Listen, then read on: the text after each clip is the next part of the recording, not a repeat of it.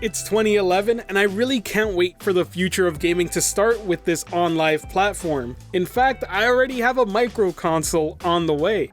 At least that's what a very naive me thought back then. And here I am almost a decade later, and I find myself in a very similar position. Similar ideas, different names attached, but there's plenty of reasons why Google will succeed where Onlive failed. I mean, first off, it's not a startup founding this new platform, it's Google, one of the biggest companies and names in the world. On top of that, technology has advanced so rapidly in these past 10 years, it's unprecedented. And yet, Google can still learn quite a bit from Onlive's failure and successes because they did do quite a few things right way ahead of time. So let's talk about it. One of the big things that Onlive really managed to nail down early on was streaming. In fact, it was there way before Twitch was even established, let alone it already supported taking clips of gameplay and then publishing them so people could enjoy and watch small highlights.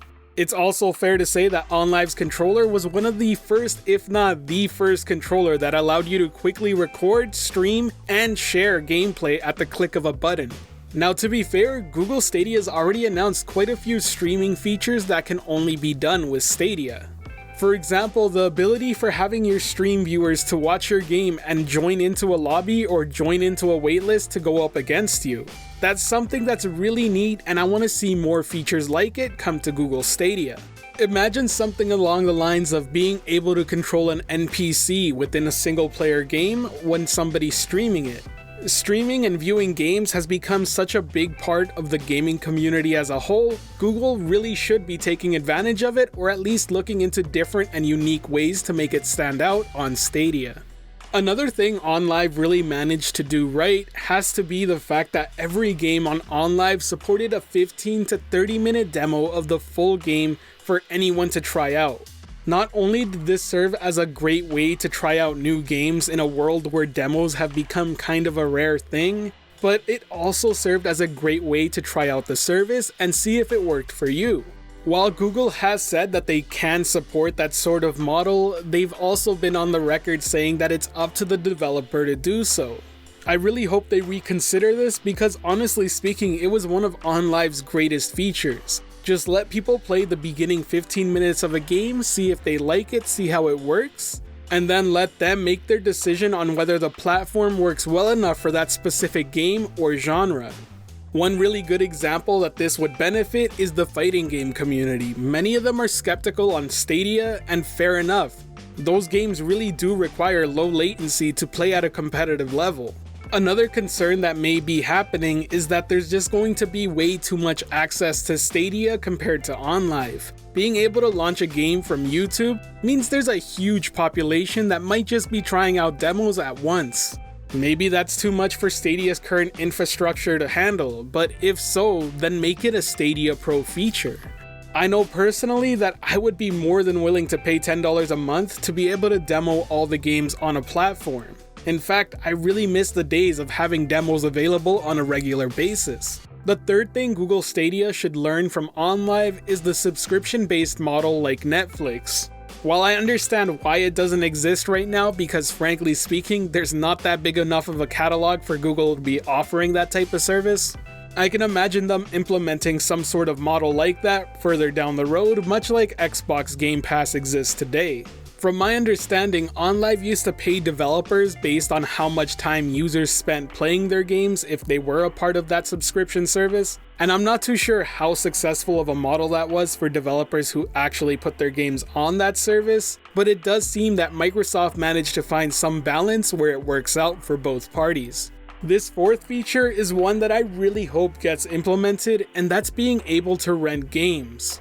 If I'm remembering it correctly, Onlive allowed you to rent a game for 3, 7, or 14 days at a time. And when we live in a sad world where there's no place to rent movies or games anymore, I would love to see game rentals come back.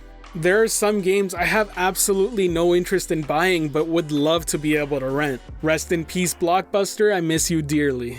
And now for the last thing Google should be learning from Onlive is having an interesting and unique UI. By no means was it perfect or amazing even, but it was very, very interesting. It managed to do something that to this day I haven't seen done anywhere else. So in case you didn't notice, the grid menu always had clips of gameplay in the background, but more importantly, it had one section called Arena.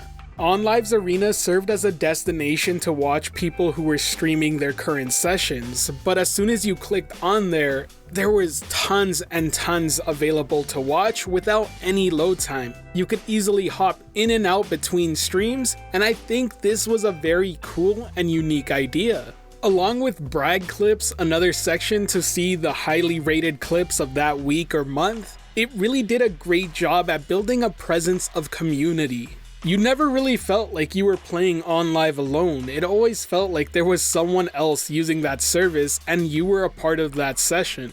It really encouraged you to stream your session of gameplay just to be up there with the rest of them, or create a quick brag clip at the press of a button and it would instantly do everything else for you.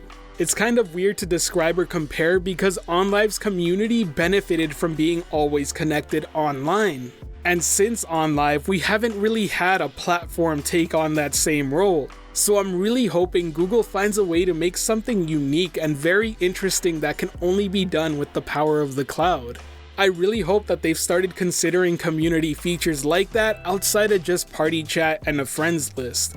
Anyways, that pretty much sums up this video. Thanks for watching. If you enjoy the content, please hit that like button, share it around. Also hit that subscribe button and that notification bell below. It really does help out the channel, and if you enjoy the content, I would love for your support. Other than that, I really hope to see you all be a part of the Generation Stadia family. Till next time, I'll catch you in the clouds. Peace.